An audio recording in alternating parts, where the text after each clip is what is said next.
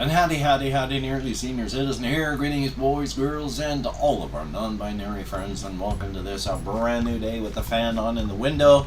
And of course, now that it's gone bading over there, I need to turn off my Bluetooth speaker so that the battery doesn't run out. Power off. Haha! I was able to actually hit it properly this time, which is not always true. I have a doctor's appointment today, 1 o'clock. So my day is already feeling broken apart. I don't take alterations in my routine like that well, so joy on that. And here, look at this.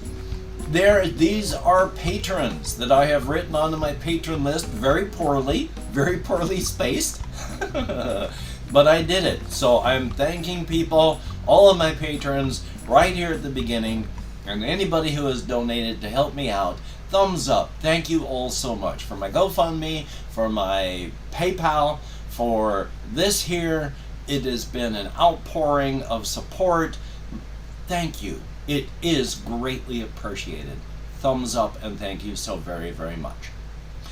I have not done much. Yesterday started off chill and then became hot, and I had sleeping issues, and then I just spent my entire day doing videos.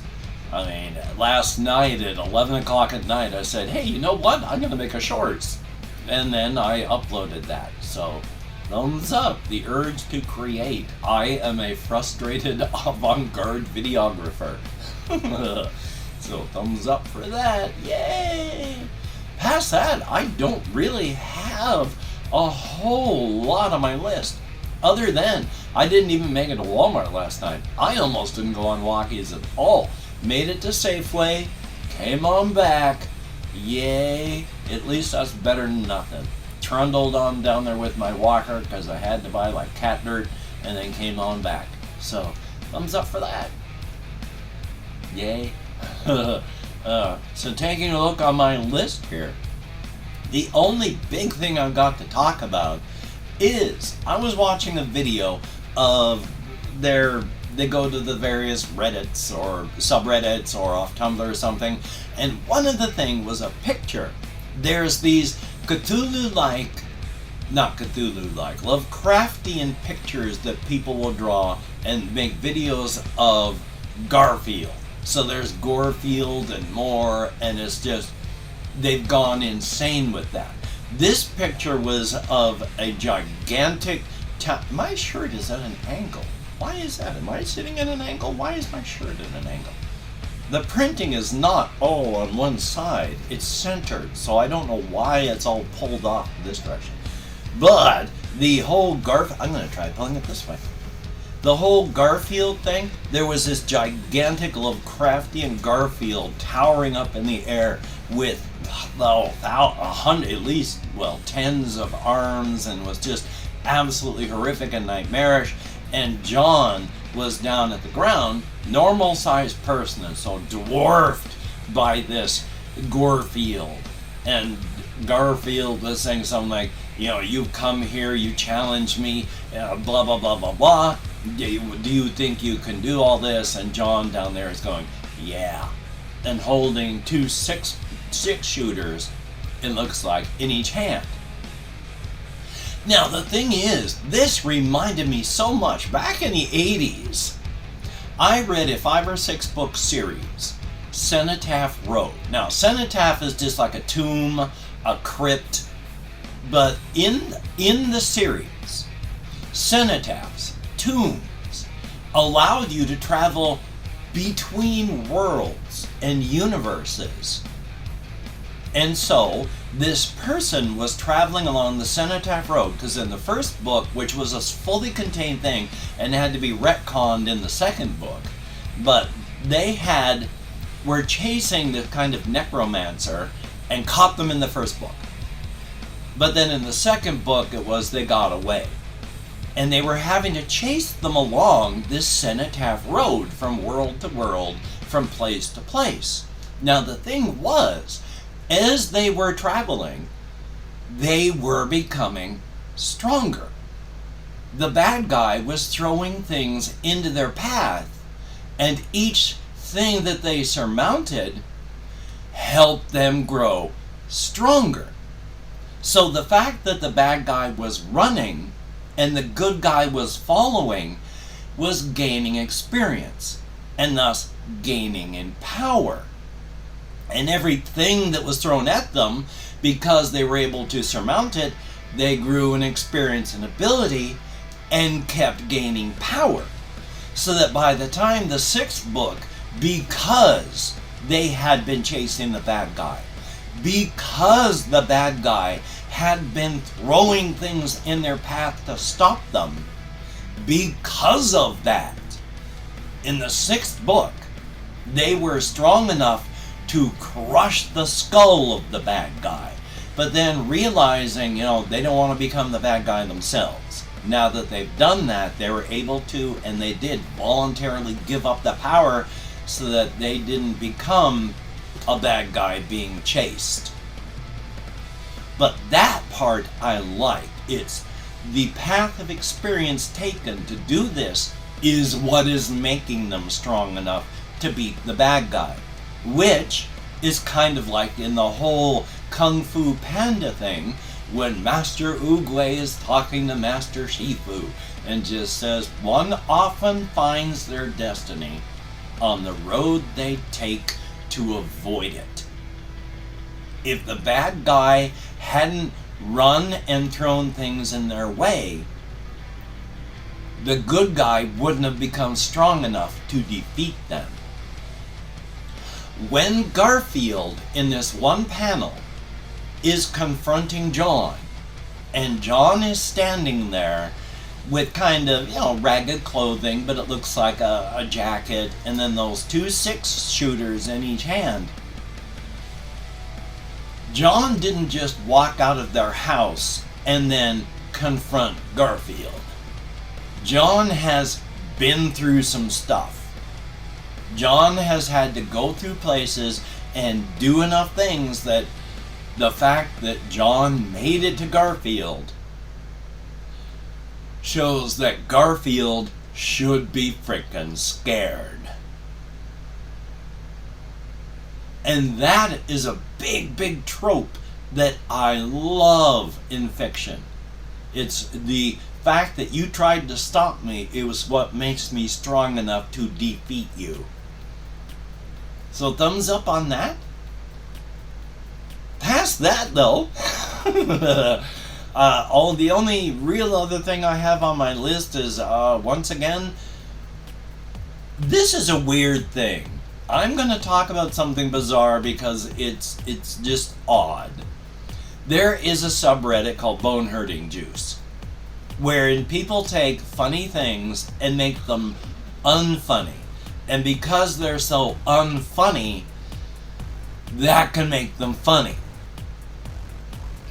Because of that, a couple years back, I had decided, what would it be like if people went into a potion shop, and then because they went in there, they found something called bone hurting juice. And what if they drank this bone hurting juice, and they were like, oh gosh, what is this? Drink, and then their bones hurt, and they fall to the ground screaming, and everyone in the party just ends up drinking it as well, so the entire party of adventurers are lying on the floor, just going, my bones, my bones. And the people that live in the village come in to get their bone hurting juice and just look at the people on the ground, the adventurers, and just say, tourists, drink their bone hurting juice, shake a bit, break out into a sweat, and then head out into the rest of the village to do their stuff. And so these people all drink their bone hurting juice. From that, I had developed 4 characters of Scarbat, Milliander, Ulchenka, and then there's somebody else, or maybe there were only 3. And then I developed an entire world out of this and was going up on a whole setting and novel. And then I dropped that because WKNLV stuck in my head from something I'd worked on before. And from WKNLV radio, the entirety of the Razor's Edge inside to outside cryptid world came to exist. And not only that, further onward because of that, I'm going to talk a bit about this with my setting. I've mentioned that there is the cryptid world. Well, there is the inside, which is a full universe. There's the outside where we are, and then they are inside of an Ung, and they bounce and rub against each other, cause static energy. I always want to say electricity, have to fight myself to not. That static energy, and then from there, the people that can travel along glamours, and then the cryptid world, all of this has come up, but I've also mentioned that, of course, they're the cosmic horrors. There is the power scale that we use, non-cosmic horrors, and then there's the power scale that the cosmic horrors use. We, down here, they're the Gokura, us, which, because it uses the Ur language to describe us, and we can only understand about 30% of the alphabet because it uses senses that we don't have. But from that, Gokura can mean a lot of things depending on the context and what is being said that we can't hear. But it's like endless, numberless, prey, all of these things. From there, when you gain a bit of power, you become Gakire. You can step out of your own universe into a small number of universes compared to how many are available in the Ungaden, the cold and dark, that zone of the multiverse when we are. But it is largely infinite. But it's a smaller chunk of a larger infinite area. But an infinite, the thing about an infinite area is you can cut it into an infinite number of smaller pieces, and each one of those is still going to be infinitely large. So it is an infinitely large area you get to examine and travel through, only compared to the rest of infinity, it is much smaller. But from Gakire on that path of power, you then become Gakiri, and Gakire in this Ur language is little predator. Gakiri is predator. From there you step up to Gakiru, armored predator. Now there used to be Gakira, that was a category that you stepped up into again, and then there were various levels within that.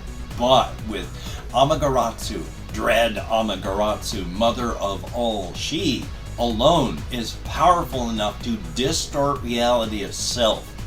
Gakira, because of her, is a crown and a title, and only she bears it, and she wears that crown and title with pride. But because of that, no one can become Gakira. When you become Gakire, you gain access to about 25% of this Ur language. Gakiri, about 50%. Gakiru, about 75%. And Gakira, 100%. The thing about this Ur language is because it underlies reality, when you have a great understanding of it, you have a great understanding of reality, and you can use that to twist it and change it using all of these available energies and sciences that we cannot use or understand. From the cosmic horror's point of view, there is the Gakira, Amaterasu, her children, the Ongakira, lower in power than her. From there, there is an Ung, where if they have something that they need done in a universe and they're busy, they send the Ung down there, where it burrows into reality and lays its eggs. When those eggs hatch, they are the Angoka. These are the Cthulhu Lovecraftian type level monsters. These creatures will form alliances with alien beings to do their smaller work. These are the Goka. The Goka do not harm and destroy each other. But if you are not one of the Goka, you are prey. They will find you and eat you. I posit for the future of our species within this setting, one of the Angoka finds us, and they burrow into and infest the moon like maggots and rotting cheese. From there, they just fly down to our planet, they kidnap us, and they take us back. They either eat us on the way, or when we get to the moon, we're either eaten there or just used in the various mold places to grow the food that they would like. So we become compost for them if they don't just eat us. We go from about 8 billion people down to 1 billion people. The Ung and the Ongoka will give species and civilizations challenges and such that you will need to pass. You're not told you need to pass this challenge. You have to figure it out and do it yourself. If you can, you will be offered allyship with the Goka from the Ongoka. You will be lifted up if you can surpass the challenge, at which point they stop eating us. There's about 1 billion of us left, and we become allied with one of the cosmic horrors. So joy on that. But yes, there is all of this happening with all of this power. And the thing is, leading up to this leads back to, I have mentioned on the inside, there's the Crimson Kingdom, run by the King in Crimson, a being of power. And then there is the Pale Domain with the Pale King. The Pale King is a human being who has stepped out of becoming Gokura to Gakire, and then Gakiri.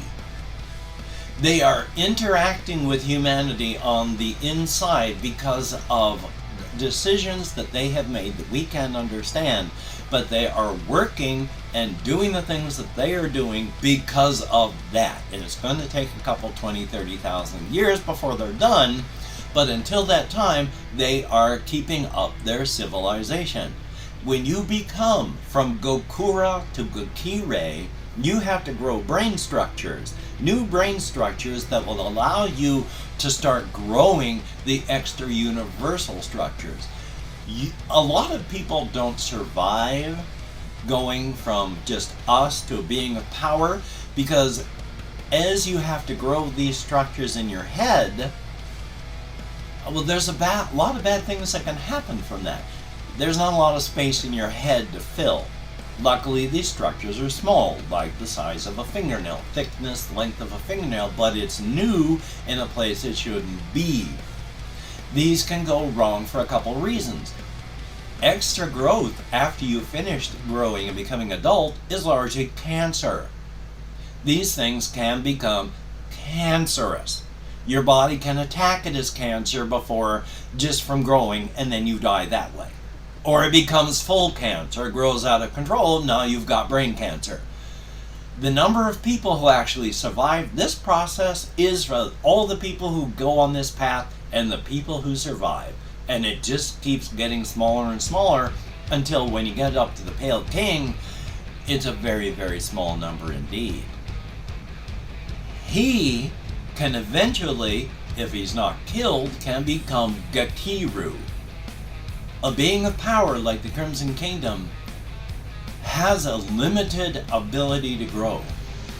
But the Pale King has an almost infinite amount of growth within them because they are walking on this path of power, the Arcana path, where you are using the Ur language that underlies reality and using sciences because of your grasp of the reality to do what you need to give you that strength and power.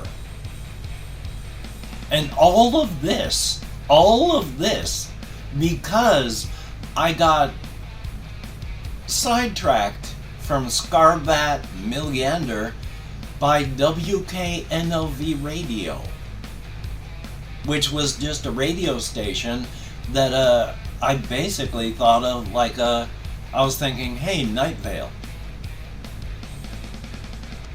So thumbs up on that. And I've opened up 24 hours worth of comments in my community tab, I hope. Yes, in fact, I have. And I'm going to go through and thank how many people have left me comments in the past 24 hours. And if I'm a mispronounce our username, my eyes won't open and I can't speak.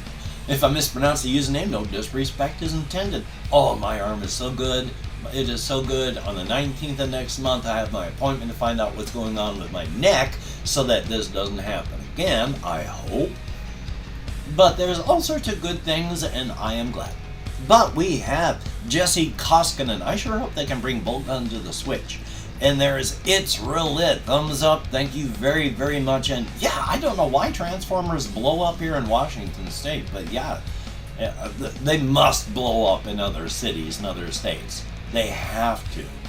But then there is JAYY. Thumbs up. Thank you very, very much. And yeah, with What About, there's a guy who does Quentin Hoover, does Quentin reviews and stuff, and it seems to be on the up and up. They found my channel and me because I am subscribed to their second channel.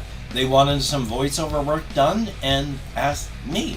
I have no ideas. I can only hope that it's actually legit. And then there is Confused Owl 29. Hey, if I end up doing that, if I could get other people that would say, would you like to do voiceover stuff? Awesome. So, thumbs up, Confused Owl. And of course, The Observer. Thumbs up and thank you. Milky, I guess? Thumbs up, thank you very, very much. And Made in Canada, greatly appreciated. Z Chexy, thumbs up, thank you very, very much, greatly appreciated. 77 Arcturus, thumbs up, thank you much, good to see you. RJ Mitchell, Wrath of Melbub, it's kind of cool as a name. Thumbs up, thank you very, very much. Chris Ryan, greatly appreciated. And Black Dog, thumbs up, thank you very, very much. And that is it. Greatly appreciated, each and every one of you. Getting out of my head, into the world, and dealing with real people. Greatly, greatly appreciated. Well, Hokey Smokes, as stated, I have my doctor's appointment today, so I'm going to be going to that. And then, if I can, I'll record something after that. And if I can't, then I can't. So, who knows what will happen. I am a frustrated avant-garde videographer, so I might just do something really weird like I've done in the past. Thumbs up for that. After all, get the knife, Kenneth. Anyway, though, greatly appreciated. I hope to see you all tomorrow. So, until we meet again, you take care. Have a great day today. I will see you on the flip side, and it is, quite frankly, a very good thing. Just pull my shirt down so I can try and hide my fat rolls, as well as keep the cloth from getting all wrinkly because, in my neurodivergent state of brain, I hate the feeling of folded cloth or wrinkled cloth. Anyway, though, I've got this so that I can turn everything off. So you take care, and I'll see you later. And controller, I could trim this part out. I could trim this part out. It'd be easy.